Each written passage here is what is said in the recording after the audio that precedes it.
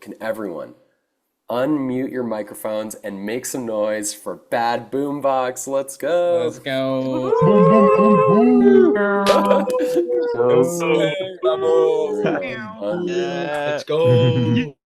Thank you guys so much. Jackie, how are you doing? You might need to unmute your mic because I just muted everyone. What's up, dude? Yo. Yo. Thanks, guys. Appreciate it. Dude, where are you calling in from? Calling from Berlin.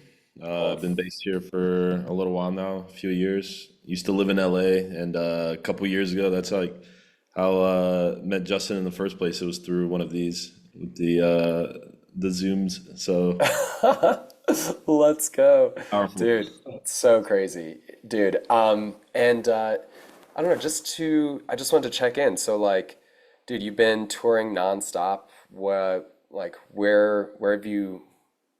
have you been, like, where did you play over the weekends? Like, where are you coming in from? This past weekend, oh man, I don't even remember. Yep. It's been so much. Where was I?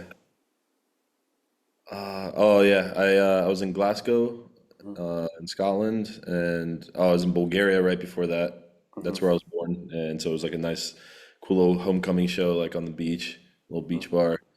Then I played in Glasgow before Hannah Lang, and then ended the weekend in Berlin here. There was like a big event at Elsa. It was like an open air, closing the open air stage, and a lot of the Hot Meal Boys were on there too. So yeah, crazy. Crazy. I feel like I'm Crazy. almost still recovering. So That's so fair. And I don't know, dude, just like to take a step back and like, think about like these shows that you're playing. I don't know. How does it feel? Like, does it feel surreal? Like, is it crazy? yeah, this is crazy. Like last, I don't know, especially the last year, it's like really, really taken off. Just like everything aligned together, and I've been working really hard with with Hot Meal and just building that, and then yeah, through that, everything's taken off, and my style is also like my style and taste is also like been working and developing on it. A lot of new music to share as well, and then yeah, a lot of the bookings come from that. So So crazy. And, it's just wild because, whether people, I feel like what a lot of people don't get to see is like the journey leading up to what might seem like an explosion to some people, but like as an artist, I'm sure I don't know if it feels like that or not, but curious, like, just to rewind the clock a little bit, where did you first fall in love with making music? oh man, yeah, it's been a long, long journey. So I think yeah, when I was young, I just like sneak into nightclubs, especially in Europe, and that's why I have yeah, like such a love for this sound, and I ended up moving back to Europe because of it. But then like in college, like 10 years ago, that's when I downloaded Ableton and like really, really started to learn it. It's like 10, 12 years. Yeah. So for a couple of years, I was also just slow learner. So like I would like learn something and then like figure out how to unlearn it, and then like watching the wrong tutorials sometimes sets you back. Mhm.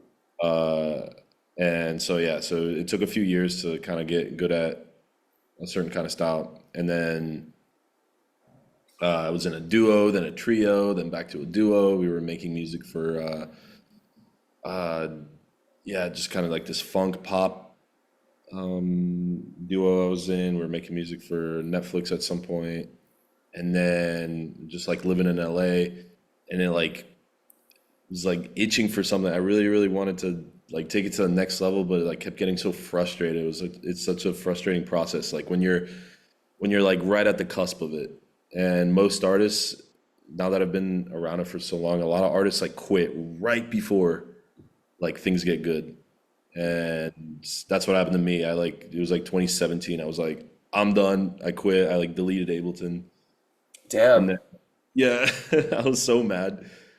And then yeah, then 2018 I went on like a big like Euro trip to party, and then realized I just like ended up at a just like a Patrick Topping all night long like randomly in Barcelona, and was just like in the crowd just until 6 in the morning like, oh That's that's the thing. Duh.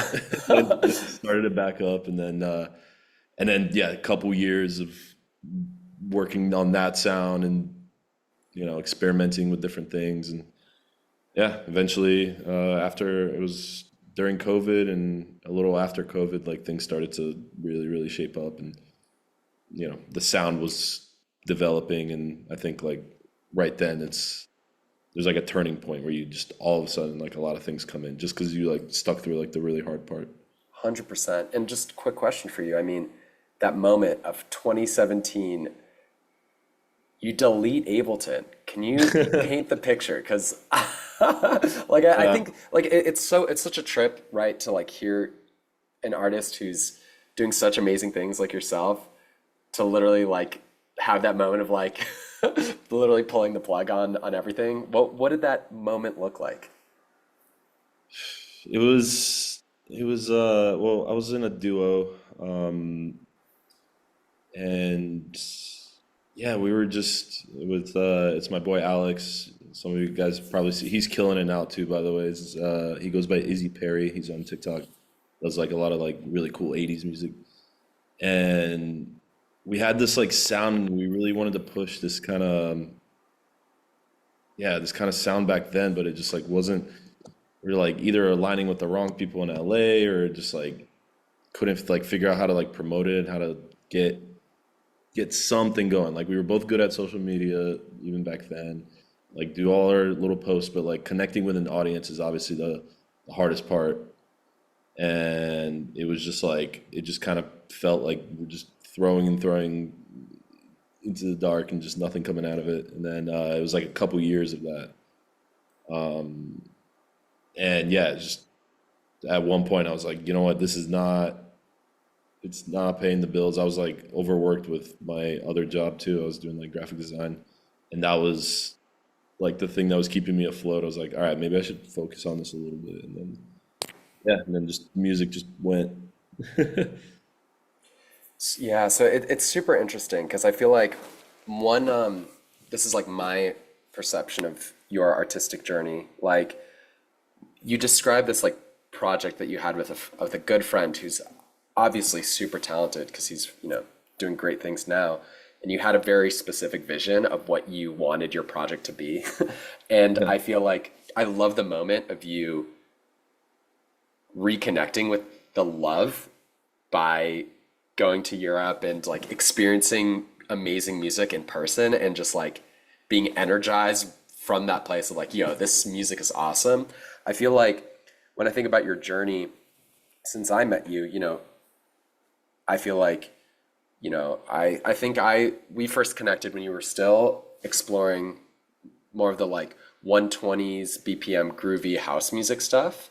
And I think I had just released on Patrick Topping's label, and I think that was like one of the things that we bonded over, like a mutual love yeah, for his music. And I, dude, I don't know if you remember this, but I feel like I remember having a conversation with you about like America and like, I don't know, like feeling pressure that like house music is what is popular in America, feeling like, oh, pressure to like stay in that box. And then, you know, I remember talking about how like I remember hearing about your move your time in Europe and how inspiring it was, and it was just like, dude, like we're free to make whatever we want. And then you sent it to Europe. You like started exploring like all this other stuff. You'd been making a bunch of speedy techno as well, and I'm just curious, like, do you feel like would you say you've been carried by the wind as you just follow your heart and just explore what makes you happy as an artist? well, a lot of things come from what you kind of surround yourself with. And at the time when we met, this was what, 2020? It was Yeah. like the dominant thing in the I was living in the US. The dominant thing was like this very specific kind of like this very specific kind of tech house that was like very mainstream. And it was like this is the way. And it was like hard to deviate from that. But then yeah, we started hanging out a bunch. Like you inspired me to just like keep pushing this like, all right, just don't think about it, just just do, like go with your gut. And then when I went back to Europe, the thing I learned was that there's only so much you can do online. It's like where you kind of have to, as an artist, especially when you're starting out, you kind of have to like know what you're, or like pick a scene, you know, and like know what your scene is. And by scene, I mean like community, because you start to see there's like so many little subconscious things that goes on in every community and sub community that you just unconsciously like pick up on, and then it's part of your musical journey, it's part of your like personal journey as well, and eventually, yeah, like your music goes in that direction, the way you communicate with that community, the way you communicate with other artists, and the way you communicate with fans once you have fans. It's all like part of this self-contained like thing. And it took me going out there and just starting to go to shows a bunch as well. Even like when I thought I was like, oh, I'm like doing pretty well now, and they'll like know who I am. Maybe I can like get myself into the scene, but nah, it's just like got to learn physically from being in that environment. And so yeah, yeah, 100%. just saying how important community is, like with like what you want to kind of do. If there's Yeah, a genre, find where that genre is and like try and experience it. 100%. And I feel like what really stands out to me about what you just said is like that community aspect too, because that can sometimes almost even transcend genre, like in a musicology way. Like like for instance, when I think of like going to a hot meal party now and seeing everyone from like Mishloft to you to Giannis and Ollie. I think Ollie's here. What's up, dude? Yeah, always in You, the chat. I feel like there's obviously common ground, but if you were going to be nitpicky about genre, you might hear, UKG, Speed Garage, you might hear classic house music sped up, you might hear like proper hard groove, you might hear trance, you might hear like more like offbeat bass kind of stuff. Yeah, Right. I feel like, you know, I think there is like this interesting distinction between like just like nerding out over genres and subgenres versus like the feel, like the environment, the group of people, the energy, the culture. Was that something that you felt like you had to sort of like take in when you went to Europe and immersed yourself?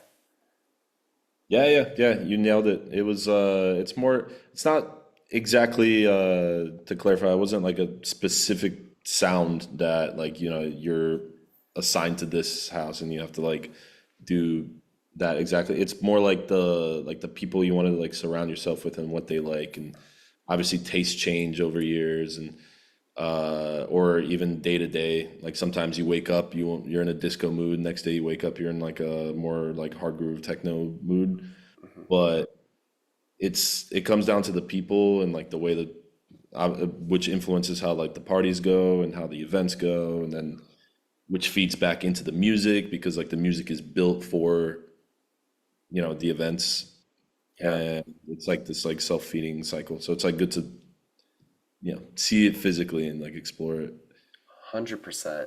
Like, and I'm curious for you, like, when, I don't know, I guess with with all this stuff, maybe just to go into the future, like what are you inspired by now and how do you like navigate these these decisions when it comes to genre? Do you feel like you just kind of like say, fuck it, I'm just gonna make whatever I feel like in this moment? Or do you feel like you need to put yourself in some sort of box going forward? What's it like? The more the years have went on, the more the fuck it mentality. Like you always hear about it, but it's for real. That's like the more you can kind of let go, even in dance music, like where there's like very specific things that other types of music don't have. Like you have to put a DJ intro, outro, like that, those sort of things. Even in this music, it's like when when you put together some sounds that are just came from like straight from the dome. You didn't think about it. You didn't have to sit there and be like, okay, are my fans gonna like this, or like, is this label gonna like this? The second you do that, it's dead. It becomes fake. Like the more you just trust your gut and you just like lock in, the more it kind of rewards you as well because like you have like a little you have like a little antenna and you're just picking up ideas and then like they're from the universe and then they just come out that way and then gets like stronger and stronger and then you'll notice you're just crushing like finishing tracks like 45 minutes. Yeah. Let's go. They're just all gut instinct and then those are and I realize though it's rewarding because like when I release tracks there's the ones that I had to really really think about and do like so much like so many different versions and tweaking this and that and then the ones that I made in 45 minutes to an hour those are my favorite ones and those are the ones that like, instantly I know this is like the second I hit export like I'm like, people are gonna love this. This is coming out because people follow you for that, like because they want to see you lock in and get into the zone, and they can tell when you made something that's also coming from that place. 100%. It's so beautifully put. And I think there's such an interesting kind of duality of what you've just like laid out, where it's like, the value of like immersing yourself in the community that inspires you so that you can just take in the energy and the feel and the culture and be a part of it. And then when it comes to making music, then you just like let your instincts run Yeah, free almost. Is that fair to say? yeah. It's all. I mean, because especially from repetition and repetition, it's all these like patterns that you build that you don't know that you do, but you trust that you have the muscle. It's kind of like, they're talking about basketball in the chat. It's like that. Like you just trust your body to take over and just slam dunk it, elbow in the rim.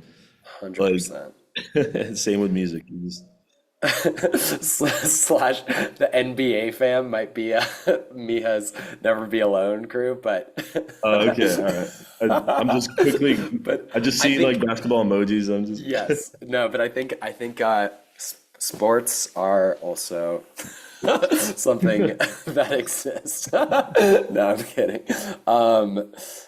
Sports. But yeah, dude, so awesome. Well, I think dude, super cool. By the way, just to give everyone like a lay of the land in terms of what we're thinking, both Jackie and I want to do some quick music demonstration stuff like track breakdown, uh, show and tells or whatever, and then we'll do a little Q&A at the end. Sweet. So yeah, does that sound cool with everybody? Okay, sweet. So before maybe I'll kick things off with mine. I recently put out a song that I made with someone who's in the chat. Shout out Connor, aka Cole Sweat. oh, Let's go. And it came out on Bad Boombox, Jackie's record label, Hot Meal. And maybe before I go into doing a little screen share, let's talk about the label, because I feel like seeing the journey of the record label and then the agency has been absolutely insane. Dude, the music that's coming out is so inspiring and so fun, and it just seems like when I think of community, dude, like having gone to a few of your guys' events, it just feels like there's this really amazing community that's coming together around what you're doing, and I feel that's reflected both among the artists as well as the people on the dance floor who are coming to the parties. What, yeah, like, how did everything begin? yeah. It was just a natural part of the journey. You see a lot of artists also starting record labels, all for a similar reason, which is that yeah, it was like a couple years ago. I couldn't because my music it didn't quite fit into like a certain box. Like like I said, some days I'm feeling a little like disco-y, some days I'm feeling like a little harder, more aggressive, but like it had like all these weird elements, like sometimes it doesn't fit, and then so I was just frustrated. I was like, all right, fuck it, I'll just make my own. And then from that idea, it's like, all right, figure out how to distribute the track and then how to like release it properly and promote it and then do that enough to eventually bring in other artists and release their music and they trust you with their music, which is like the coolest thing. And yeah, like that way it grows. And now, yeah, it's been a few years of that, but started from that. Same thing why like it kind of turned into an agency as well, because like I came out to Europe and Berlin, just like didn't have any friends, and I was like, all right, I'm just gonna make my own my own friend group, and then everyone who's cool and like aligns with the project musically, and then also just in person, just yeah, we vibe together, and we're like, all right, Yeah. we'll collective. We go to the get booked on the same shows. We run our own showcases. Now they're like full events, and just so we can like travel together and just run it. Oh, it's so awesome. And I feel like that's one thing that I've really felt is just the energy of the people. It's just everyone's so nice, friendly, interested in having a good time. Also, everyone just feels very like free to be themselves. Musically, on a personal level, it doesn't feel like there's facades or like people trying to act cool or a certain way. Everyone's just like being real, and it's so awesome. I'm kind of curious, like, can you speak to the how you began A&Ring other artists on the label? How did that sort of unfold? Yeah, so we started a demos link, like a demo folder. It's like still on our the link is in our bio. We get a lot of demos. Um, a lot of the time, the way the releases work, or like the way we find the music that's gonna work, is we're somehow we somehow end up connecting with the artist. Like they're doing some like awesome stuff, and like we just like get in touch, we chat for a bit, and then those are the ones that usually work out, because not only do we see that, yeah, they make a dope track, but that they're also contributing to the community, that they're adding something. They know, it's not like some anonymous thing, like they're like part of it. That's what we look for.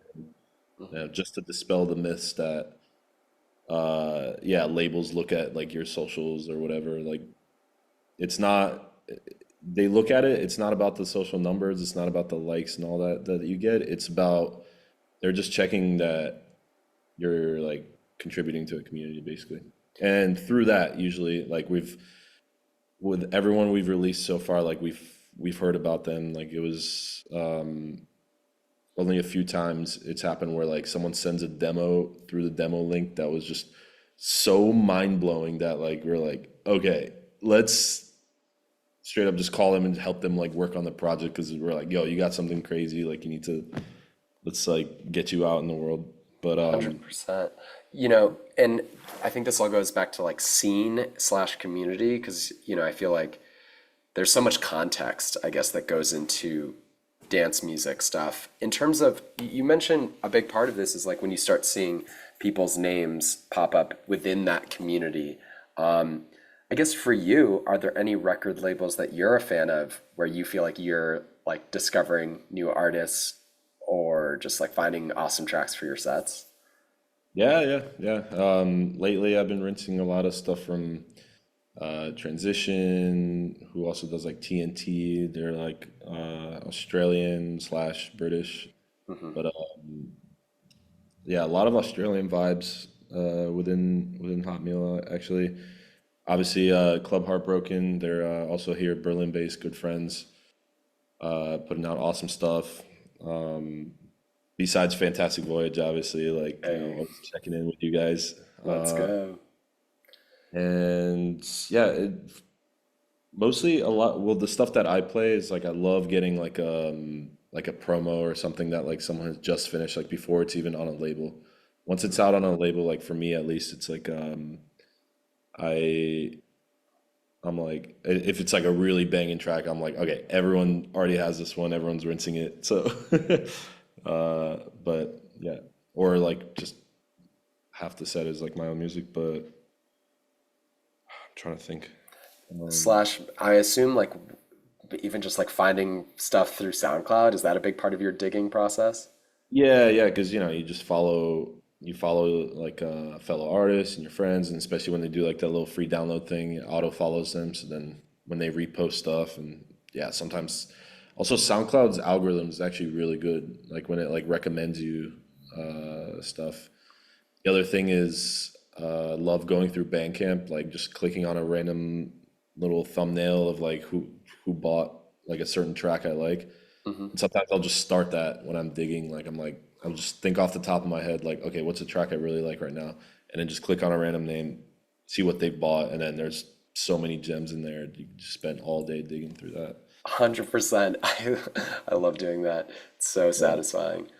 In terms of what you are really excited about, both as a DJ slash A&R for your label, anything that you, when you see like BPMs, styles, vibes, etc., that you could put into words that like when you get into your inbox right now, you're like, oh, let's go. Or on the flip side, things that are immediately like, this is not your vibe. Yeah, yeah. Well, anything that was like this kind of past tense, like they call it like business techno or whatever, like you still kind of hear that sometimes. You can tell immediately by a sound. It's so hard to explain, but like you know it when you hear it. Same thing with like any hard techno or anything that's too trancy. Like we just don't like really vibe with it. Me and my label partner, we come from house music as I talked about before. Like and I still do it. Like I'm like house is always number one. It's gonna live forever.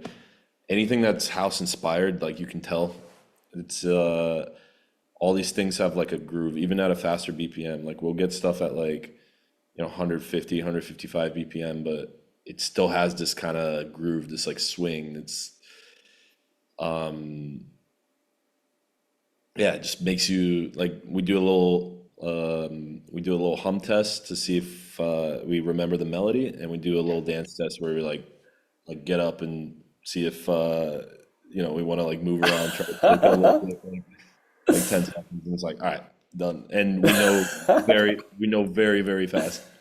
That's so funny. Dude, I love that. For those that I'm sure everyone who follows you knows that you're an insanely good dancer. No, I'm just Almost as saying, good as your dad though. He's he's no, just number one. absolute legend.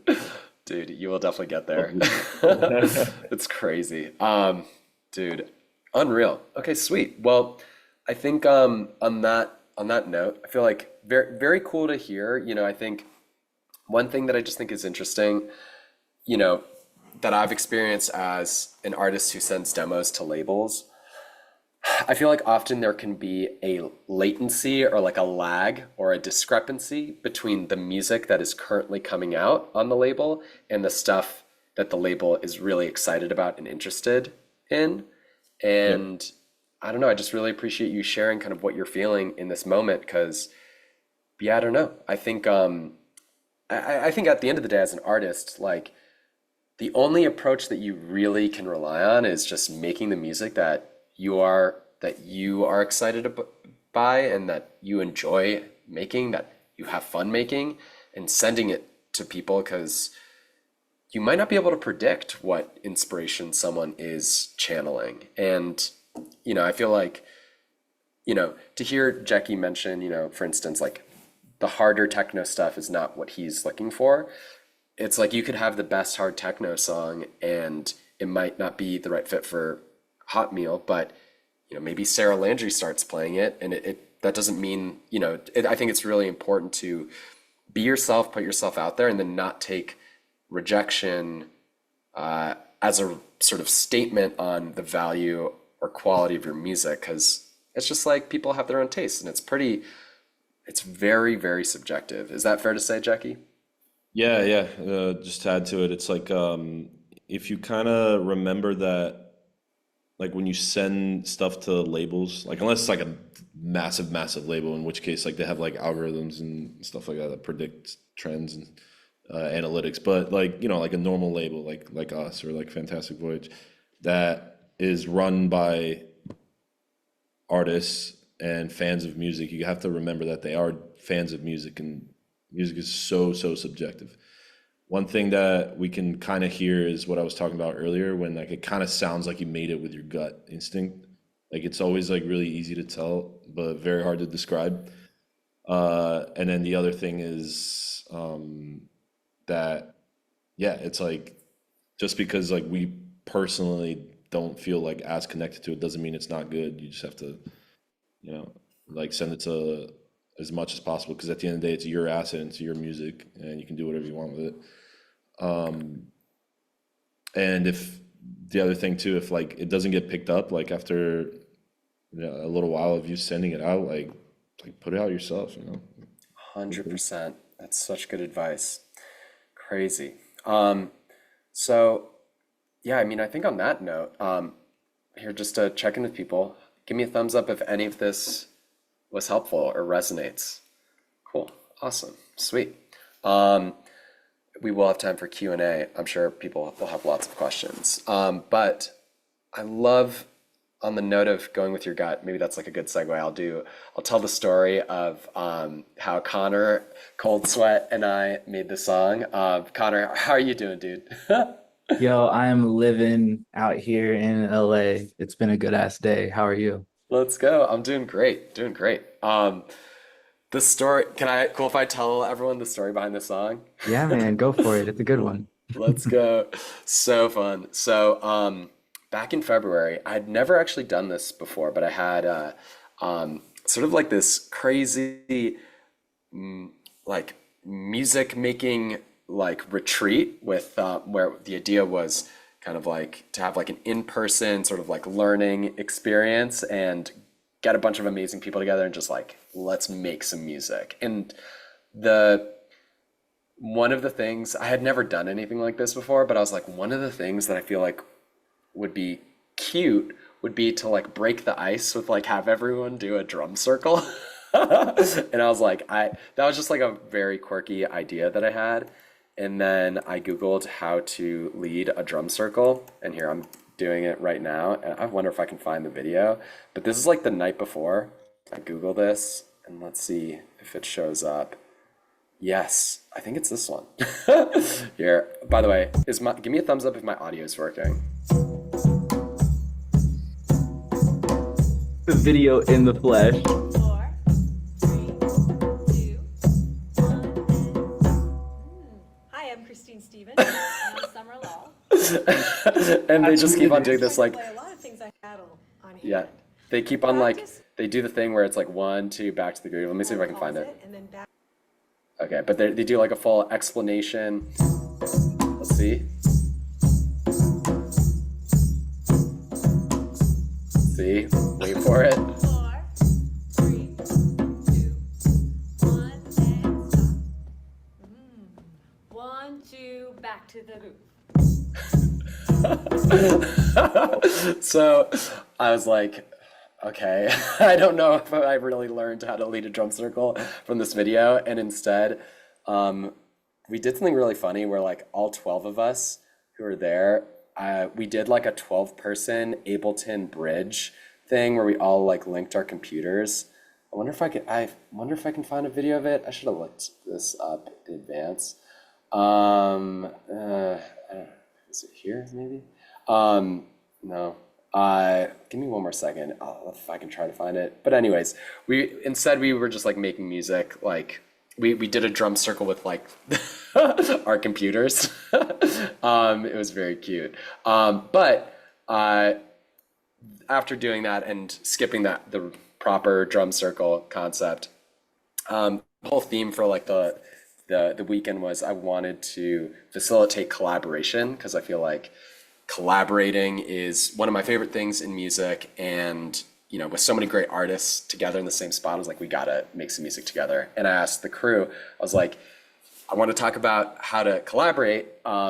Is anyone open to hopping on a track together in front of everyone else? And Connor, delightful human, also so brave, was like, yo, let's get after it. And I was like, Connor and I have a lot of shared musical interests and passions. So I was like, yeah, like obviously this is gonna be so fun. And I showed him the Back to the Groove sample and I was like, yeah, what if we messed with this? And I'll show the track, but before we began, there's a couple principles that I wanted to lay out that I feel like if for anyone here who wants to collaborate, I feel like are super useful.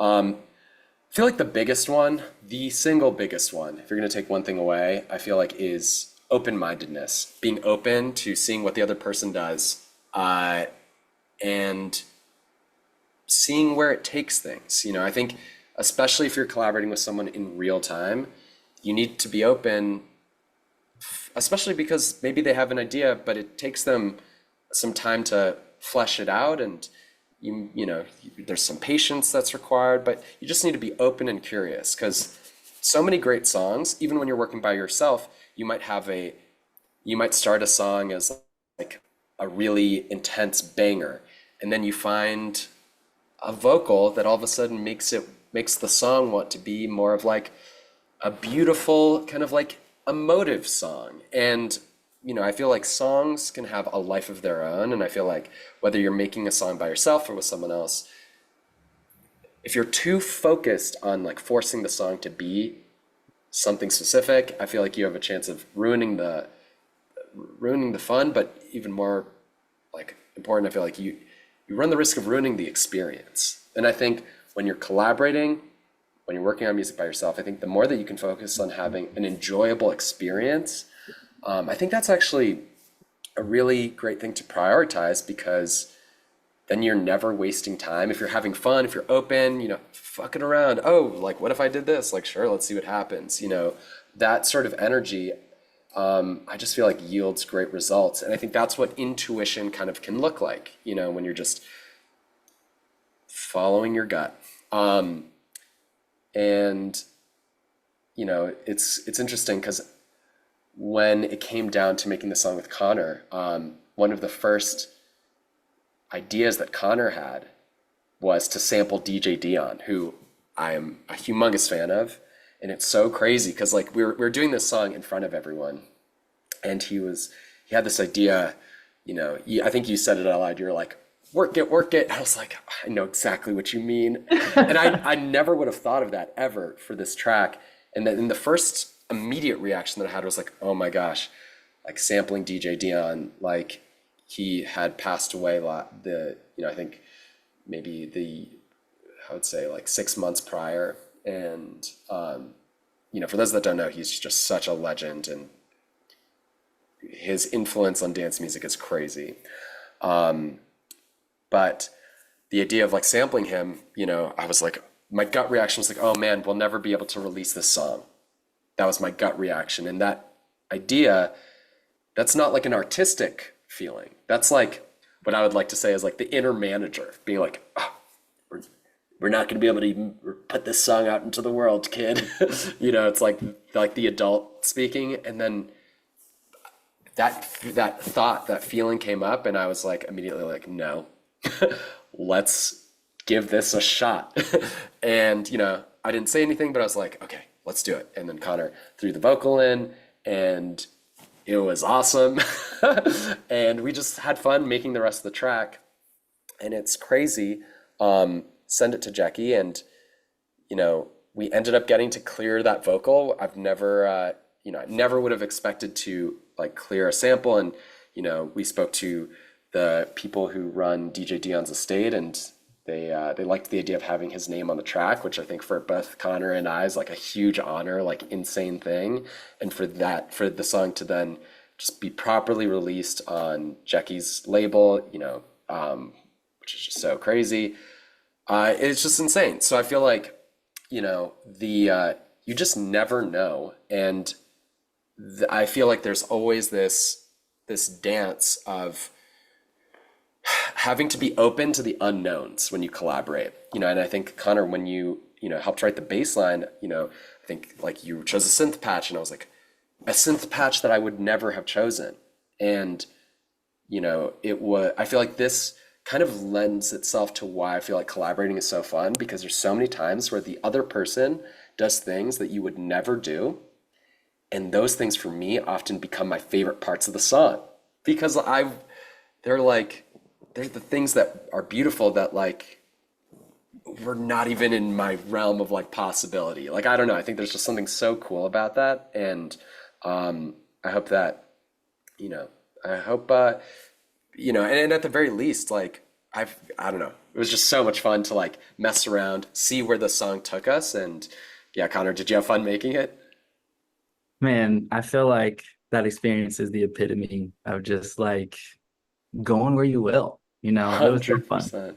So fun. Let's go. And I'm sure, Jackie, when we go to your song, I'm curious if any of these themes hold up as well with your track.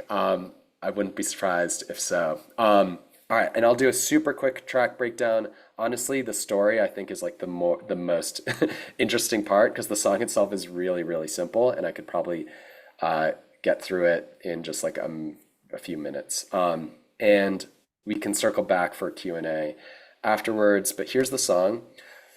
Let me just make sure my Ableton output is on Zoom. Okay, sweet. So real quick, I'll just go through the parts. Kick drum, stock 909, bass. Here's the preset that Connor chose, this acid bass preset. It started like this. Put the filter on just to make it more round.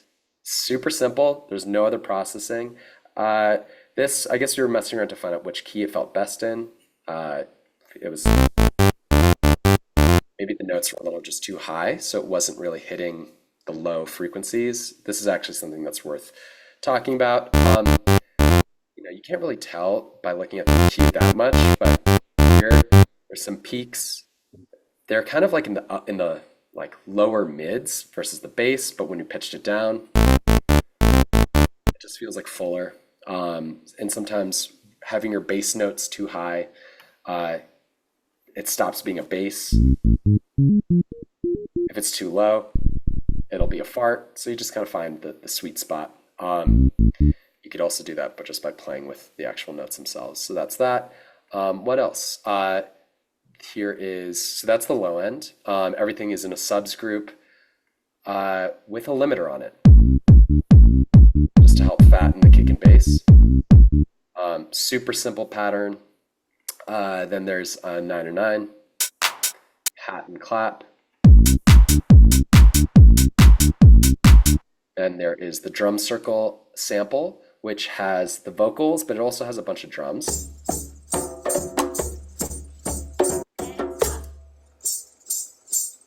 Back to the command.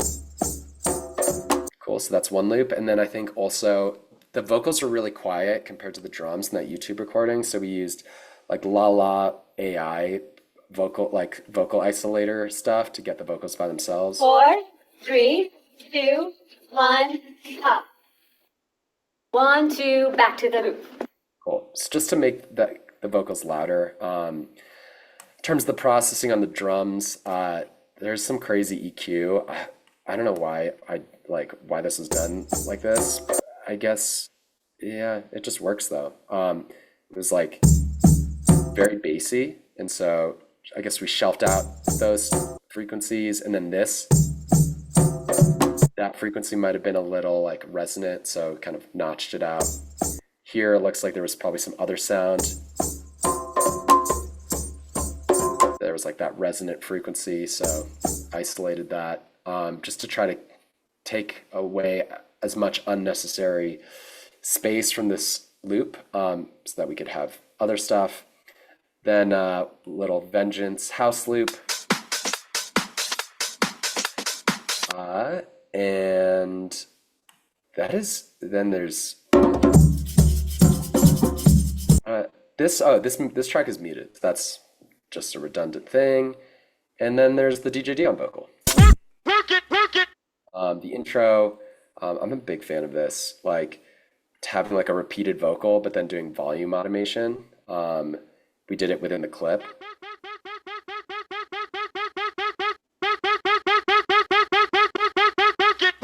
Yeah, like this is I think like a radio edit, but in the extended, this like just repeats while the drums are going.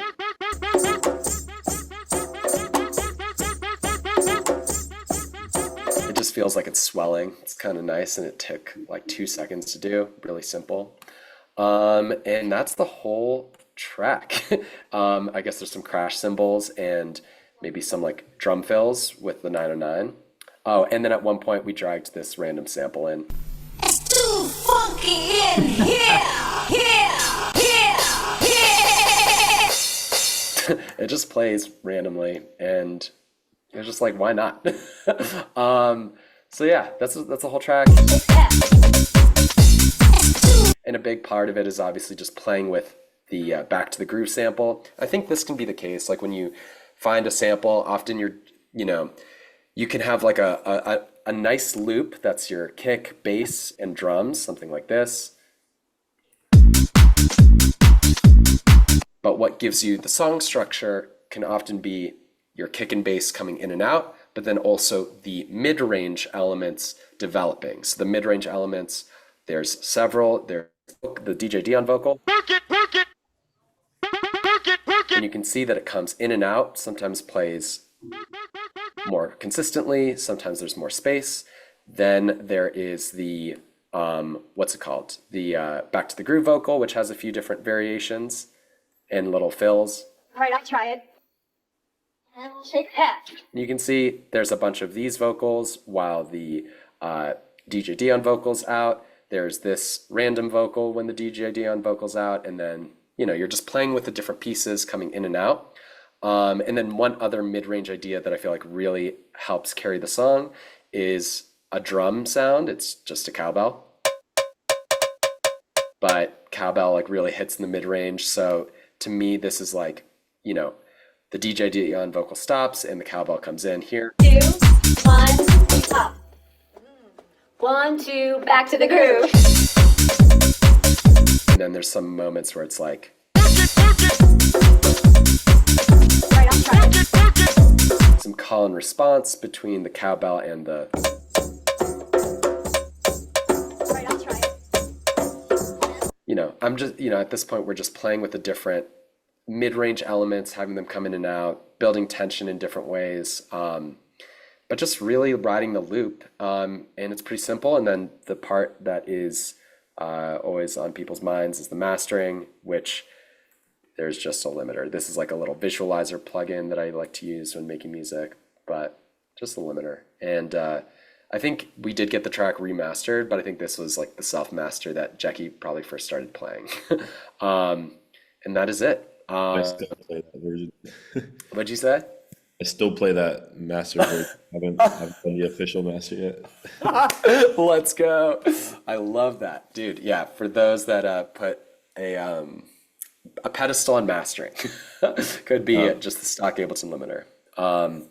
So much if fun. you're mixing and all your sounds work together well enough, which like when you just keep it simple, like what you're seeing in this session, and it all just works, then yeah, your mastering and your mix down process is a joke. 100%. 100%. And I feel like the mixing on that track, super easy because it's very simple. There's not that many elements. So yeah, you don't even need to do a lot of work there. It's like, I think 90% of the battle is getting the volumes of your sounds to be in a good balance with each other. And mixing the right volume, I feel like, is so difficult for many people, like myself included. That's why I'm a big fan of mini meters, like the visualizer. That's been helping me a lot with just getting the volumes right because you can see it. But yeah, that was mine. I know we're kind of taking up, like flying through the time. Jackie, do you want to fly over to you and do a little breakdown of one of your tracks? Sure. Let's do it. And here, let me just try sharing your screen now. And what's the song you want to share? Let's do Bust It Down. Cool. And before we get into technical stuff, can you talk about how this song came together? Yeah, so this was done with my buddy Nadav. He goes by MCYL or MC Young Lil, as some of you guys probably know him. We during COVID, we were I guess just like locked up, bored. He was traveling around, and he was like, "Yo, I see you're doing like music stuff. Like, let me just send you vocals." We went to school together like 10 years ago, and like he was like really into like the rap scene. Like he produces rappers. He like does this huge rapper in Portugal. So good at just like doing vocals and just can just do 30 ideas just in one, and then comp them and do all these takes like instantly. He was like sending me all these vocals. So yeah, eventually like a lot of tracks came from that collaboration, like Why You Look So Hot, Make It Wet. now Bust It Down, and we got a bunch of new ones like in the works too. Just like it's just too quick with it. It's crazy. And then so he had written like the skeleton for Bust It Down, like sent it to me as an idea, as a demo, and then I took it and like reworked it and like redid a lot of the production. Ended up adding like a new melody, heavy emphasis on the M1, Korg M1, the GOAT, gotta always rep it. And yeah, I can like show you that's pretty much the story behind it. And I played it for the first time like it's been a year at this point, and the track just came out like a month ago. So Dude, sometimes it takes a while to get congratulations. the releases out. Let's go, dude. Yeah, feel free to share your screen and let it rip. All right. Yep. You guys can hear me still? Yeah. And Bust it down. you can hear that? Yep. Perfect. All right. Sweet. So,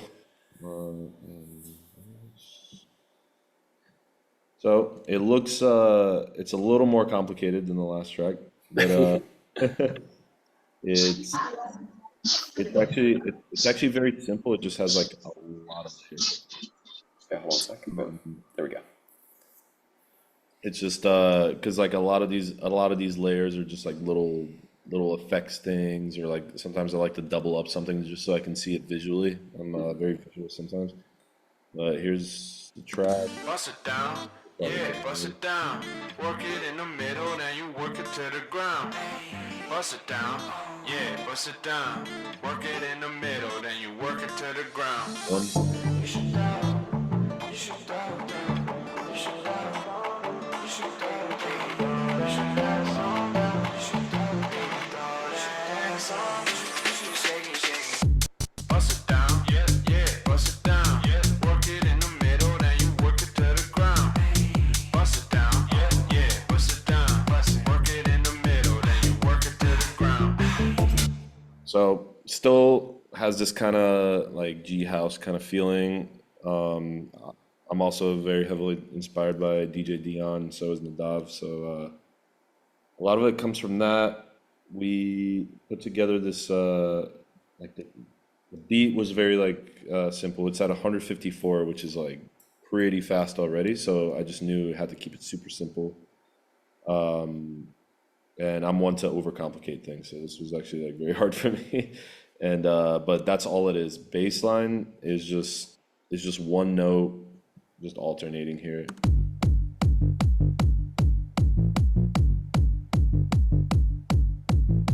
And the reason for all these layers is that the bass and the M1 organ, like they double up together. They always run this in this section and then also here.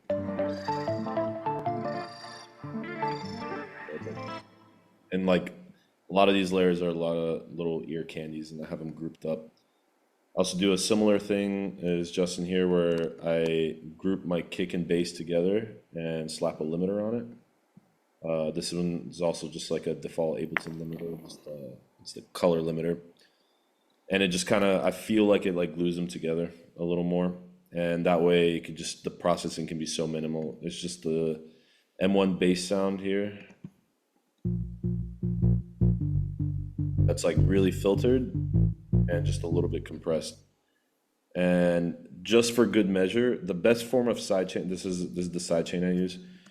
I just use Shaper Box because you can just let in, I don't know if you guys can see that, but you can let in the just that little top over the kick to peek out. But the best form of sidechain, a lot of times you don't even need that, is to just not play a bass note where the kick is.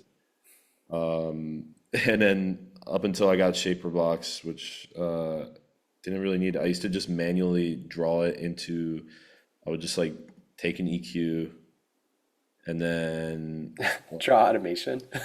yeah, I would just like, I would just do, you basically just find where the kick, what the frequency of your kick is, the fundamental of your kick, and then it would just do that, and it would just bounce. And that way I could just like fine tune exactly where that kick is if the kick and the bass were like stacked together. But go for option one is like just don't play them together, and then half your mixing work is done. Most of this is the vocals is like whenever you do vocals that are like recorded with like a vocalist, like there's gonna be a lot of layers. There's like all these ad libs where you have hard left panning, hard right panning, just to envelop the listener in sound. Like a lot of these like background vocals. Like reverbs. But if you look, there's not that much processing on each thing. Just a little bit of Echo Boy just to space it out. Bust it down. The main Yeah, vocal, bust it down. just Work like it Echo in the Boy on it. middle, then you work it to the ground. The original vocal that he sent, what he does is he'll put a little compression on his vocal. Obviously, he'll melodyne some notes that need to be fixed, but in essence, the whole chain is just you compress it a little bit just so the words kind of feel a little more even, and then he would put just the Ableton pedal on it, just on distort mode, and just playing with the dry wet. And that kind of gives it that little bit of distorted feel. And the rest is just, you just do a little delays, little choruses here and there, but it's nothing too crazy. And then the other thing I wanted to show is that besides the drums, the drum group is like, this gets a little crazy because I love to stack a lot of different percussion sounds.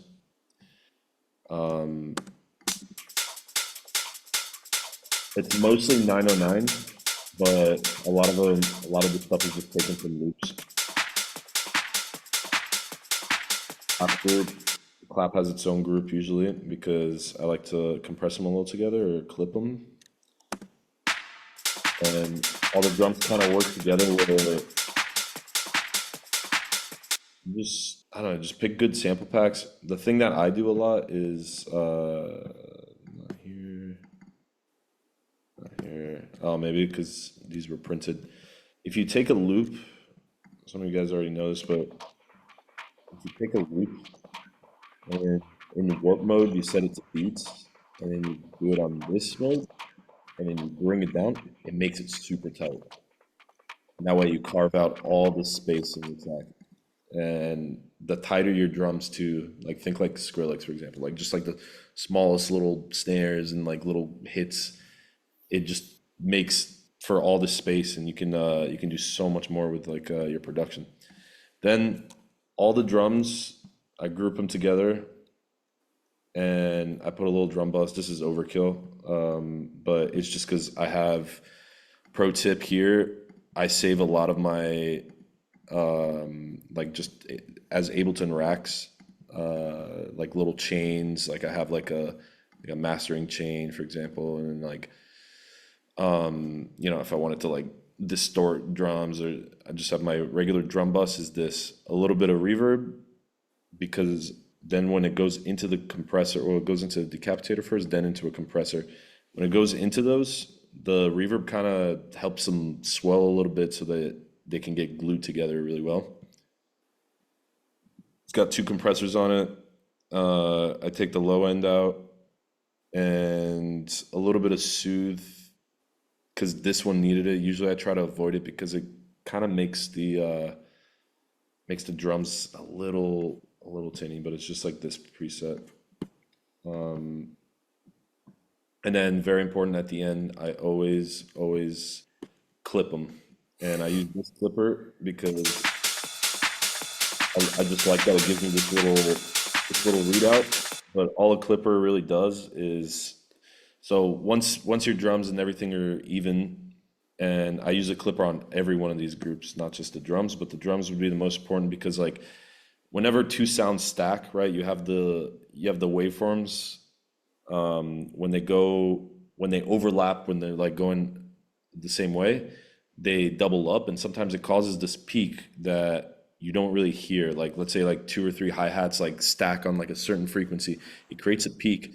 You don't hear it, but an Ableton detects it, so that when you send your track to a limiter, the limiter hears it and it freaks out and like squashes your track. And a lot of times that's what, like, a lot of your loudness is like messed up by that. So all a clipper really does is, see, you just have it on the smallest little setting here, and it's just catching these little peaks on top, and all it does is just shaves it. So you put a clipper on and you just take a little bit down to, like, when you start to hear the clipper working, like that's where you stop messing with it.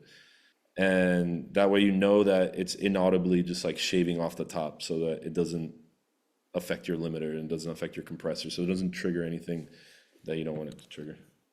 And yeah, otherwise, just the flow of this track,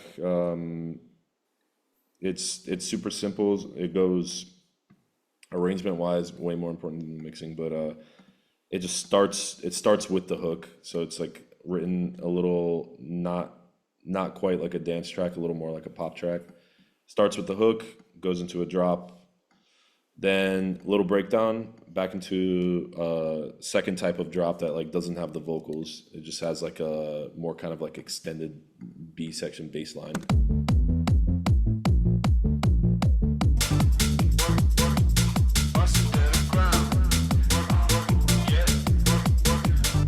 And then you can do a bridge, but all this is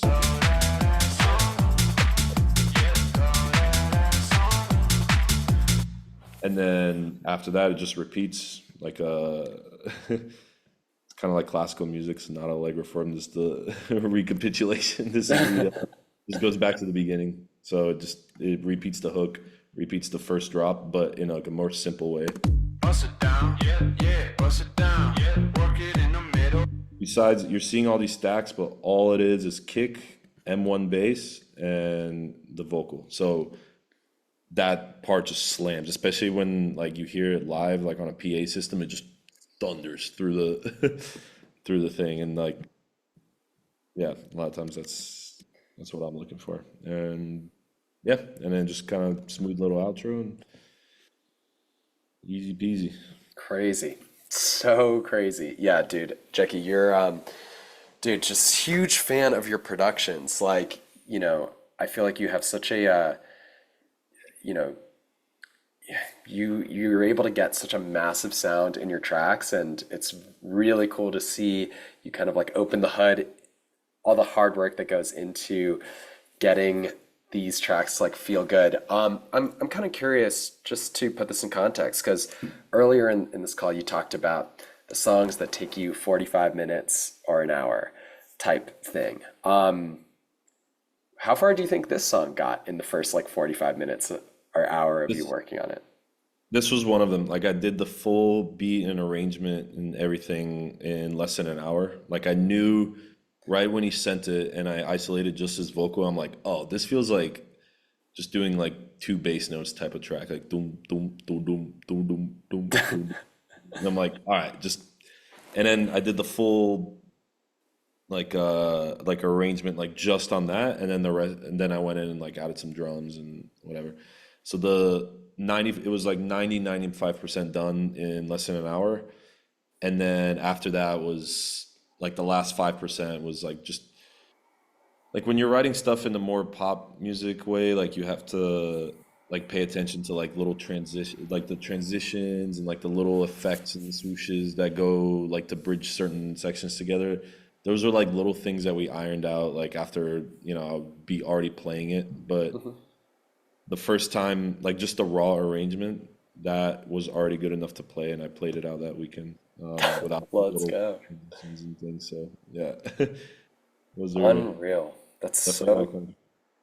dude, that's so awesome to hear. And I feel like, yeah, dude, like, one thing I'm noticing, there's a lot of processing on a lot of your tracks. Do you feel like you try to move pretty quickly with just throwing things on without getting lost in nitpicky detail tweaking? Or Yeah. A lot of this stuff that you see is just after. I try to get the sounds right first, because if you pick two sounds that work together well, and I heard about that in Ableton 12 now that they've kind of like reworked the browser window, like with all the samples and everything. which should make that process even easier, where you can just like A B sounds that work together. When you pick two sounds that work together, then the rest is like figured out. Like when you're trying so hard to like make two sounds fit together, you can just get lost in that. And you're like, why doesn't my kick and bass fit? You know how sometimes it just like sounds floppy, like no matter what you do. Step one, try just slapping a phase invert on it, because sometimes that just like solves the problem. They might just be like clashing phases. It's just the inutility, and yeah, where is it? Yeah, phase invert. And if that doesn't work, then pick a new kick or pick a new bass, or just yeah, just move on. Like same with the drums. Every drum, like finding a good snare. Like I see so many. There's so many tutorials on like layering and layering perfect snare sounds. You see like this thing with like 5 different like layers. That's only something you figure out after. But if you start with like a really good sample that fits perfectly, you're not really gonna have to tweak it later, and you're barely gonna even have to mix it. Like some of these tracks like didn't even have EQ on it until it was like, oh, it's time to send it to mastering, and I'm like, all right, let me try and fix it a little. 100%. Oh, dude, that's crazy. Unreal. Well, I think I feel like that's a good place to now send it over to Q&A from the homies here. Does that sound cool with you, Jackie? Yeah, of course. Sick. Dude, thank you again so much for showing this. In terms of Q&A, dude, just I feel like feel free to ask whatever's on your mind, whether it's more about career stuff, music stuff, like just whatever you're asking. If you just have the question and you want both of us to kind of sort of answer it, go for it. If you have something specifically for Bad Boombox or myself, feel free to write that in. But just please comment your questions in the chat, and I'll just try to like moderate. And Jackie, I'll bounce the questions off you. Does that sound cool? Sounds good. Sick. Let's see. Okay, cool. This is a great question. Oh, DJ Wi-Fi, what's up? I love your music. Let's go. What's your advice to someone building their scene in a smaller market/city? Yeah, Jackie, what's your advice there? Well, sometimes like that's a good thing, because that's the what's that old saying? The big fish, small pond thing. Like sometimes that works so well. Like you end up just being the boss just because you said you were. And then yeah, like people know you for that party and everything. For your own self journey and musical journey and everything, like you should be going to the bigger cities to try to connect with the music more, and then like download those lessons, learn those lessons, bring them home. And if you're able to build your community at home, then it's just like, yeah, it's twice as powerful, because like you really really rep this place. 100%. Joaquin, what's up, dude? I feel like this is a really good sort of like follow-up question on this topic. So for Jackie, moving to Berlin, how did you find your community? I kind of made it, because it was like hard to connect with people at first. It's hard to get people to trust, especially like I had this project going on already for a couple of years with Bad Boombox, making a lot of those, a lot of different types of content, like TikTok and everything, and that's just like here it was at the time it was a bit of a no-go, and they were like, oh look, it's that TikTok guy. So I was like, oh no guys, let's be friends. But eventually, yeah, it came from just going to the club, going to the smoking area, have a lighter, like just anyone needs a light. Like you end up meeting a lot of people that way. You got to go to afters, and then yeah, you just kind of. Were there any key like friendships that like really defined your early experiences, where like you went from being like, holy shit, I'm just got to Berlin and I don't know anyone, to like, wow, this was like home and I feel surrounded by friends. Like what? Yeah, any like pivot points? Yeah. When I first moved to Berlin, actually, that's when I met my business partner now. We were just like at a bar, and I was talking about music. I was like, oh, I'm thinking about starting this Bad Boombox project. This was the first time I lived in Berlin, just like 6 years ago. And he's like, oh, well, do you know about like Pirate Studios? It's like this thing you can just go play on the CDJs and like hourly. I'm like, no, show me. And then that's where we like connected. And then like through COVID, I was like kind of working the image while he in LA. He was living in Berlin, just giving me like, all right, here's what people are talking about. Here's what's like cool. And by the time I'd moved back, we were like pretty much like working together. And like he had already seen like kind of like understood the vision, like where I wanted to go with it. And he would like introduce me to people, or I would introduce him to people, and it just kind of became this very natural working relationship. When you moved back to Europe, post COVID, were there any specific nightclubs, parties, or DJs that like you feel like were kind of your like inspiration of like, ooh, this feels like where I want to be DJing, or this feels like what I want? Curious if you had any of those like reference points.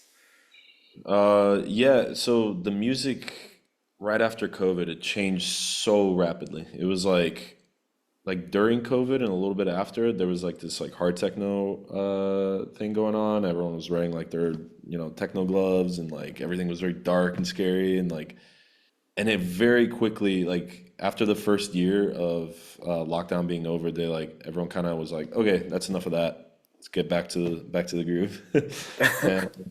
And that's when, that's when I went to like a Teenage Dreams like DJ Heartstring party at a club called Eden, and I was like, oh yeah, that's sick. Okay, now that's what I want to do.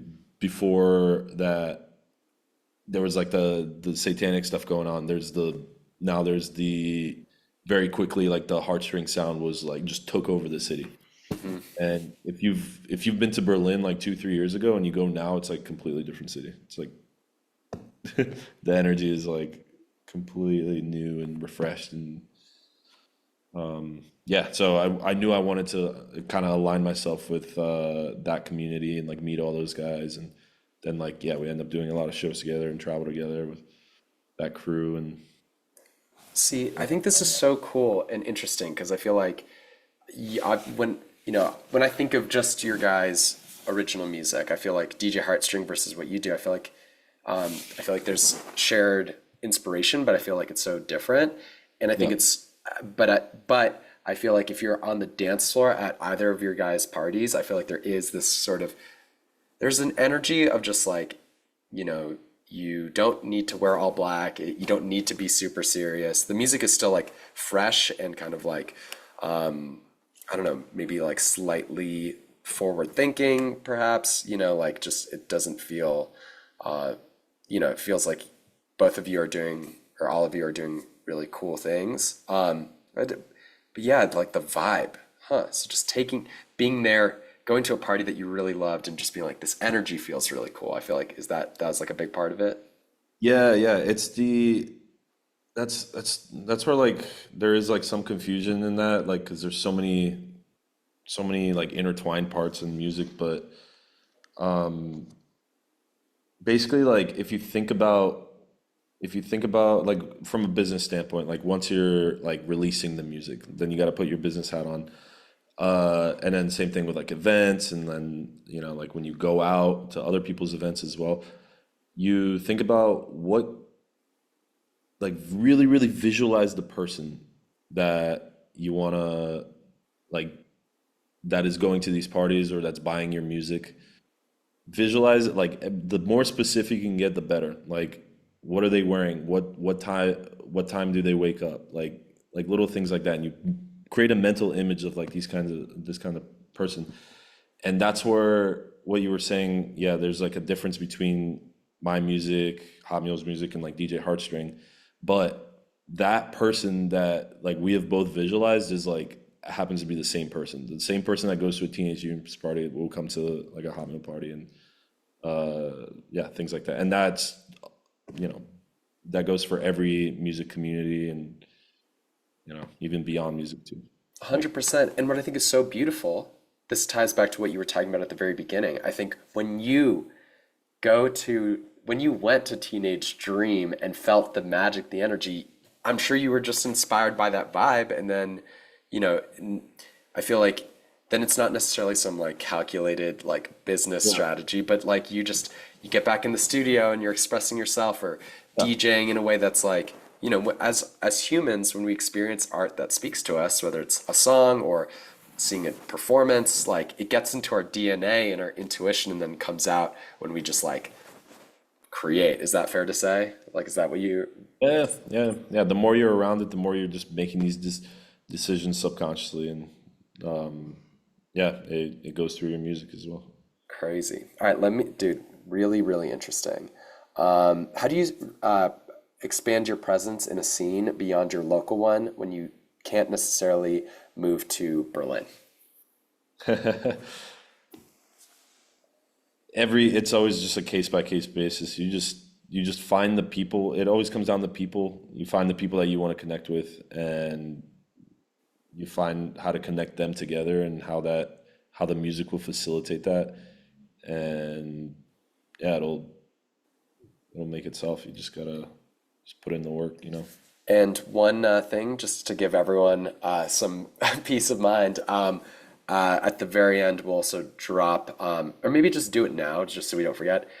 Drop your Instagrams for each other so that you can all like connect with each other. And because there's so many talented artists in this Zoom room, it's insane, from all over the world. And I feel like, I feel like Jackie's story about being in Berlin, I feel like is really inspiring. I feel like every artist has their own story, and I know so many great artists who felt isolated in their own town, but connected with other people online. I played a festival that Jackie was at too, in Croatia a couple weeks ago. It was so fun. And I ended up going to an after party with X Coast and Malgrab, and it was so crazy. Like they got picked up in a boat, and they invited me to join them.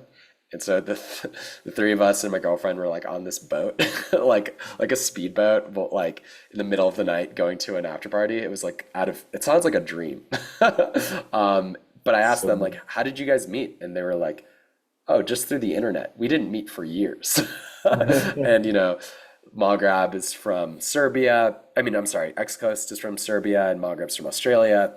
Worlds apart, and like you don't need to be in person, but I think I feel like there's many different ways to find community, but I think it can be easy to be in your own bubble on your computer, and I think finding where community is taking place in person closest to you might be a good starting point, even if it's really small. But Eddie, I know you're in San Francisco, where there's a really great scene. And if you are, for me, I always felt so far away from the music that I loved growing up in Los Angeles and being so enamored by European dance music. And so for me, it was all like being at the party through YouTube. So I don't know. I don't think there's a right or wrong, but hopefully that helps. But definitely connect with each other. All right, let's keep it going. Let's see. Jackie, are you cool with taking a few more questions? Yeah, of course. Okay, sick. This is an interesting one. Jackie, how do you deal with promoters / requiring a certain style of music after music being played at an event after you wake up in a different mood, like you mentioned earlier? So how do you juggle what you want to play versus like what a promoter wants you to play? Is that even the right party at that point if it's not the right fit? Like, curious how you navigate that. I mean, yeah, these are like right when you start, you're gonna have to deal with like weird promoters, like just to get your experience. There's a way to juggle that. If it's like straight up, like a promoter's telling you what to play, like just don't even go. Like walk away from that. That's just horrible. But if it's like, yeah, you're gonna have to sometimes like open, or if you're doing a bar gig or a club gig where like you have to see what the clientele is. You have to kind of predict these things a little bit, and then you have to like be able to read them. When you're opening, you have to know, obviously, like don't play the hit tracks of the whoever's headlining. yeah, there's just like little things you gotta do. But the from the promoter side, you have to, yeah, it's like it's a delicate little dance.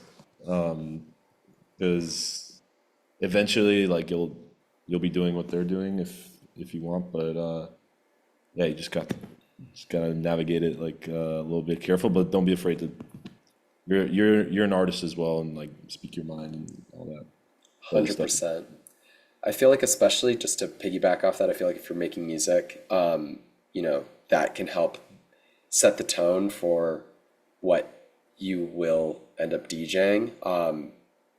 I think if you're in a small town and there isn't any party that feels like a good fit for you, definitely starting your own thing with your friends. I feel like even if it's really small, could be an approach. But I think at the end of the day, I really feel like being true from an artist standpoint, like being true to yourself is the best approach, because if you're really true to yourself and the promoter says you're never going to play for me again, then you'd be like, yeah, that's not a bad thing, because we might not be the right fit for each other. And versus if you are true to yourself and the promoter's like, wow, that was amazing, it's like you're fully aligned. And I think even if like there's one person in the crowd who like loves what you do, if you're true to yourself, like that I think matters way more than like if 1,000 people love what you hate, but that you forced, because that's not going to bring you that artistic fulfillment. If you are trying to like sustain your like livelihood as like a open format DJ or that sort of thing, that's kind of a different approach. But I feel like from an artist standpoint and where you can grow as an artist, I feel like definitely doubling down on what you love is my advice. All right, let's go for a couple more. Luke, question. From a social media perspective, when you're thinking about how to connect a specific sound/style to an audience, what are some of the methods used to figure out who that audience is? Well, first, I would say first you kind of have to gotta kind of take it back a little bit and see why you make the music you make, and what's this like project, this journey you're going on musically. And then you have to realize that putting it out, like if you're gonna be putting it out to the world and everything, like there's like it's part of the way you communicate the music or how you communicate this vision, right? And the music's only 50% of that. The other, at the end of the day, you're a storyteller and you have to tell your story. And what better way than to, also introduce like a visual element to that? It becomes like this like full package where like you're no longer like someone just making beats in your bedroom, you're an artist. And when you think of yourself that way, and then you're able to communicate musically, you just got to make that little switch of like how do you communicate that also through a visual aspect. And then it just becomes easy because everything kind of connects in the center. You're like you have like you have like the thing that you stand for as an artist, and then anything that you're gonna make always like stems back to it, and then you end up just being excited to share it in the first place. Then once you're sharing these things, the algorithms these days, like everyone complains about it, I think it's like amazing. It gets it to the people that need to see it, and it'll do all the heavy lifting as long as you just make it and it's like true and it's dope. And yeah, and it's just kind of like, yeah, it's very important because like to you as an artist to be able to communicate that. And just like music is just you're just making content like just because you love doing it. And if you don't love it, then like you haven't found the right kind of, just like music, you haven't found the thing that fires you up. Beautifully put. Beautifully put. Here, let's take one or two more. This is an interesting one. So, Melt says, I've been fighting the battle of holding on to loads of music to wait to get signed to record labels, or say screw what everyone else is doing and release it all myself on my own label. Jackie, what is the value of holding off releases in order to be signed by a label versus starting your own? How did you navigate that? Well, as you know, sometimes, yeah, labels can take so long, and it just, and now I get why. Like there's like the demos process and the A&R process, and then the people from the label need to like test it out, and then like play it to crowds and see gauge reactions and everything, and then coming up with like a release plan. Like that can take months and months and months. A lot of times, I think in the last few years it's changed a lot, especially in the last year, like the whole model of like releasing music. Now, a lot of the times it's like you can put something out, you can make a piece of content, whether it's a clip of you playing it or like you're just in your room like dancing to it, or like I don't know, you come up with like your own video to it. If it goes crazy, like sometimes these things just go crazy on like Reels and TikTok, and when it does, then it's like that's all the visual proof that a label needs to put it out, and then it's like then the ball's in their court and they gotta execute quick, and you'll be surprised how quickly some of these things happen. Like I see it all the time where like someone's track turns into like a viral TikTok sound, and then like like a major label, think about like a big corporate conglomerate, can like get the track out in like a week and a half. So right now it's like, yeah, right now it's like the most democratized music has ever been, and you should 1000% use it to your advantage. If they're taking a little while to respond to you, and let's say you got like 30 tracks or whatever, just like that's 30 videos right there. Put them out. Maybe one of them, you never know, but maybe one of them will get pushed to the right audience, and then just like the snowball effect goes, and then like labels will be fighting over each other or fighting over the track, like waiting to put it out. So 100%. I think to piggyback, I just feel like, dude, there's also just so much amazing music that's being released as like free downloads on SoundCloud now. And, I feel like, the hyped edit, free download things I think are so useful. And I feel like there's zero stigma against them. Like, dude, I feel like artists like Govna, for instance, I feel like he's just releasing all these insanely awesome songs that are all just like free downloads, and they could be signed to a label, but he's just like, I made this, I'm gonna upload it right now. And yeah, that consistency, I feel like he's someone who I feel like has just been growing and killing it. And yeah, I just feel like the importance of labels has definitely diminished overall. And at the same time, I think, I feel like, I think at the same time, I feel like shooting your shot is also a really good approach too. Because like, I think it can be so scary to send your music. It's so vulnerable. But sometimes when you send it out, someone might say yes. And I feel like the ultimate approach is just simply a numbers game, because it's really hard to predict what is the right song for a right label. I've been doing this for over 10 years, and I just signed an EP to Club Heartbroken.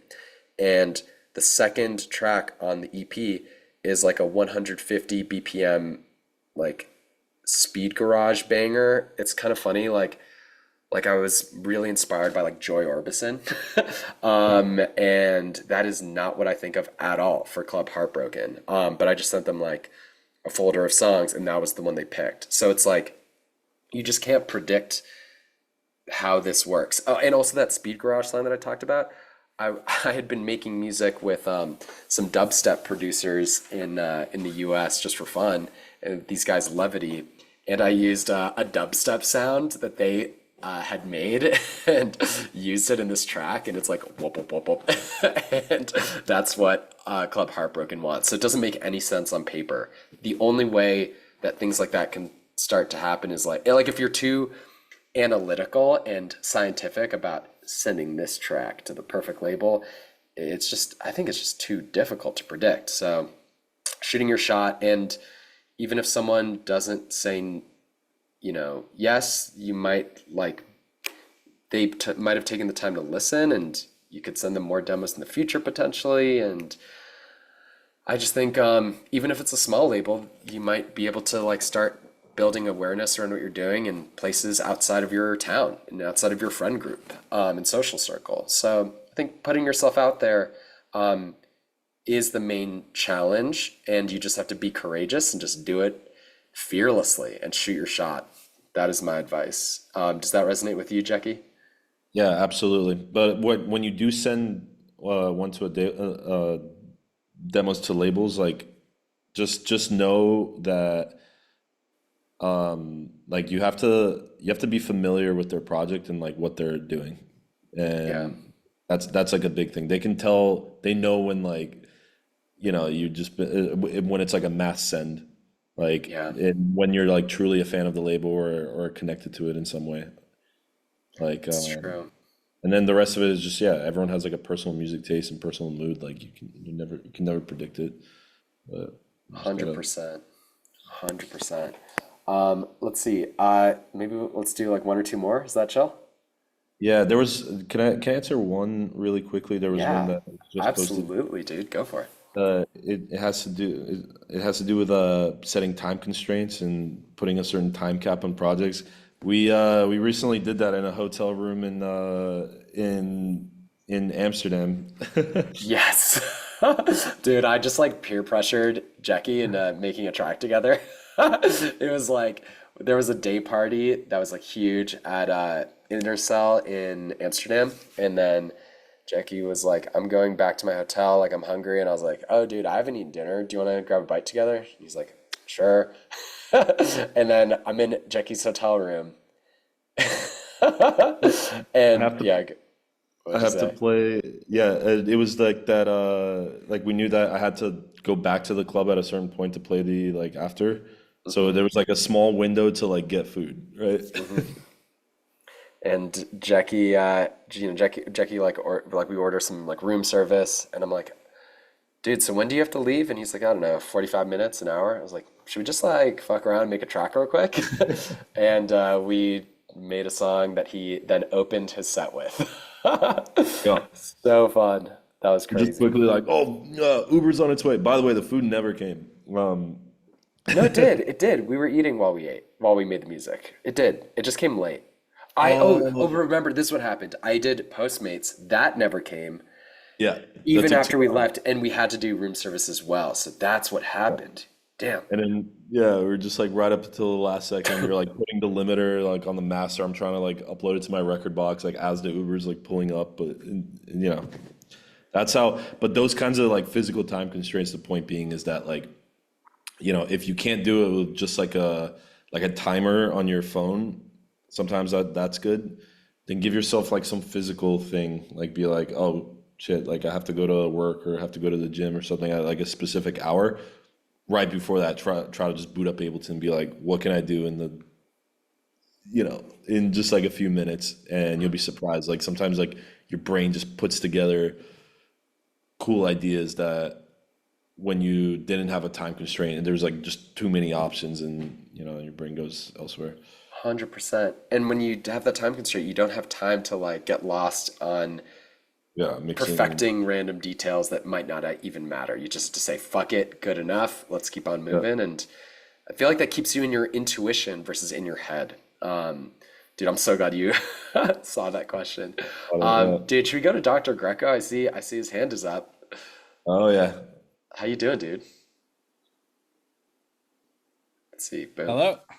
What's yeah. up, There we dude? go. Hey, what's going on, guys? And Yeah. shout out to you guys. Thank you so much for doing this today. This was very inspiring, and being in this for so long, and knowing Justin kind of indirectly for a while.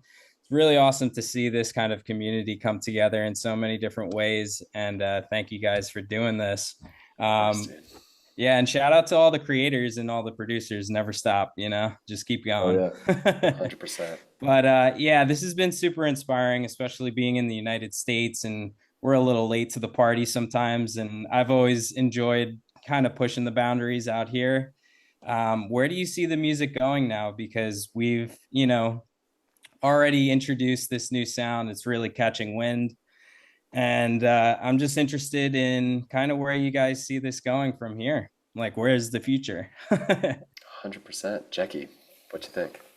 Well, everything kind of goes in cycles. I've seen like the rise and fall of like so many like like trending dance genres at this point. Like Justin, we've been in this around the same amount of time, at least as like listening to like what's around us and since college. And it was like, we remember the peak of Big Room House, the peak of Future House, then the peak of like the like Fisher kind of tech house, peak of hard techno.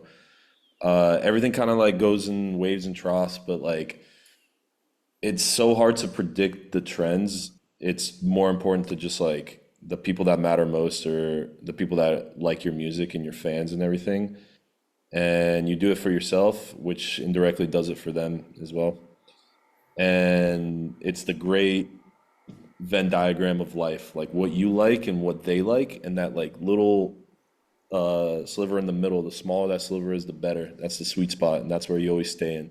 There's always going to be something that's a little trending, right? Like now people are saying it's like hard groove or whatever, but like you're just always finding things that inspire you that are current with, and you put them in with like what you like, and something cool comes out of it, and then it doesn't even matter. That's such a beautiful answer. I couldn't agree more with that. Especially just like when it comes to making music, I feel like it's really great to always continue to be open to hearing new things and taking in new inspiration, just because I think that keeps it really fun. Versus like if you're like, okay, never gonna listen to any new music ever again, or dig for any. I never want to hear a song I've never heard before ever again. Like that sounds like it would be really sad and you would lose inspiration. So I feel like, yeah, just being open and I do think like, that community aspect is huge. In terms of where things are going, I mean, I feel like one of the things that, I'm very excited about is just trying to, I don't know, I think one thing that I love about what Hot Meal is doing and what's happening in Europe right now is I feel like there is this vibe that I really love that isn't really just a genre thing. Because, like I said about the Hot Meal parties, you go there and you can hear a wide variety of different sounds colliding, and it's more just like, I feel like there are some defining things. Like, I feel like the BPMs are kind of between 140 and 150 for the most part these days. It's not like the 160, 70, 180, 200 BPM type stuff, but it's also faster than like a lot of the house music in the US. I just feel like, I don't know, I think one of the things I'm interested in, like with my label, Fantastic Voyage, is, I don't know, just, not obsessing over genre, but just, if anything, finding songs that like fuck shit up.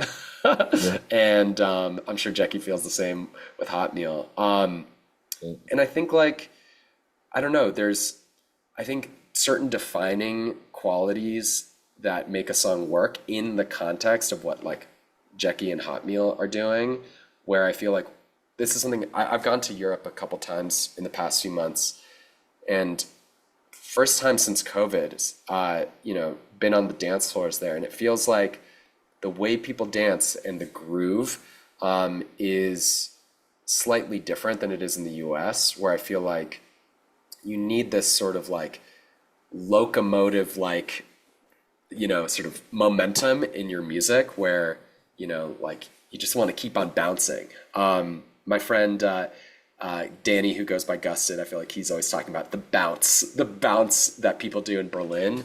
And like, Jackie, I don't know if you can do this, but it's like, I feel like when people are dancing in Europe, they're just like bouncing, and they're bouncing like at this like fast speed. And I think there's like the breakdowns are shorter, and there's kind of these like very specific qualities that I feel like make the songs work.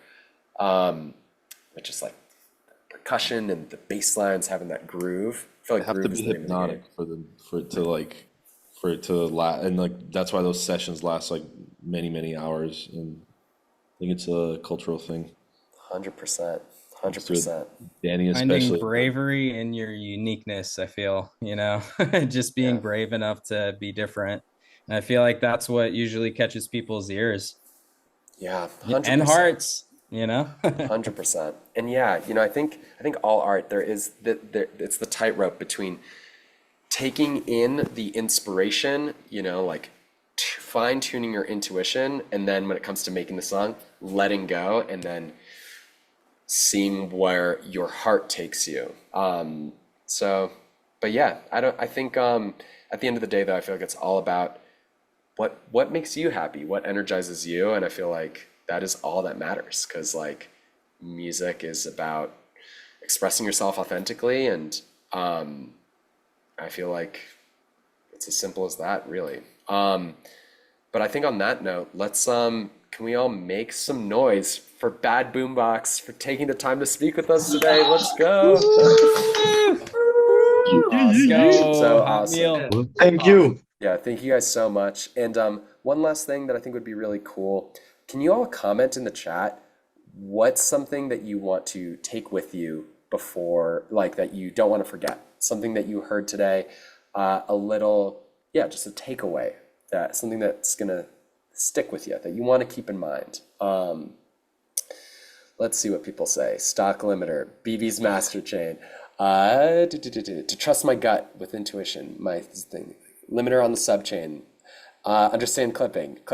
I need to move to Berlin. The vibe reminds me of that moment. Oh, Blockhouse. I have to go to the afters. Isotope RX11. Try not to overcomplicate. Just posted. Let's see. What do you think? Don't fear failure. That's a really good one. Oh, Lauren Lane. Hey, study clipping. Adam, make what you want. Just forget about whether it's the current thing. I like that a lot. Just do it. Massive thanks, guys. Beautiful. Enjoy it. Being open to possibilities. Not quitting. I've almost done it so many times. Oh, feel you. To let your gut feeling about your music carry you through your project. That link to the 90 sample CDs in the chat. Amazing. Phase invert. Be your genuine self with your music. Shoot your shot. That a lot of producers quit just before they break through. Dude, crazy. Hum test. Yes. Visualize the person who's going to your parties and is into your music. Understand yourself and who will vibe with what you make.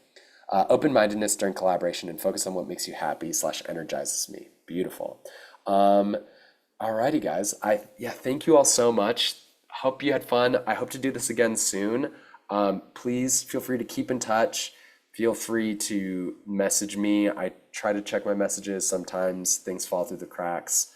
But yeah, Jackie, any final words from you, my guy? Yeah, same with me. And I want to thank Justin for having me on. It's crazy that a few years ago I was also sitting in these sessions, like learning so much. Like crazy when you had Patrick on, I was like, whoa, just learning so much about like how to send to labels and like why my stuff wasn't getting accepted. And it's really cool to like just share that now, because now it's like passing the torch.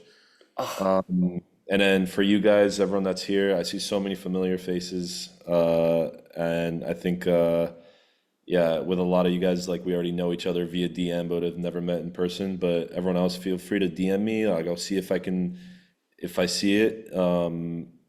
And yeah, send music to Hot Meal. Like we listen to everything. We don't respond, but like we listen to everything. So all that, and hope to catch you guys at a show in Europe soon. And I'm coming to the US next month too. I'm doing 4 shows, so I can I'll see you guys there too, especially the LA's first stop. So Let's go. nice little homecoming. Unreal, dude. That's crazy. But yeah, thank you again, Jackie. Thank you everyone for sticking around, asking such great questions, being so engaged. Have fun, make some music. We'll do this again soon. Keep in touch. So much love to seeing all the familiar faces here too. Have a great day and great night, and we'll talk soon. Thanks, guys. Peace, everybody. Thanks, everyone. Bye.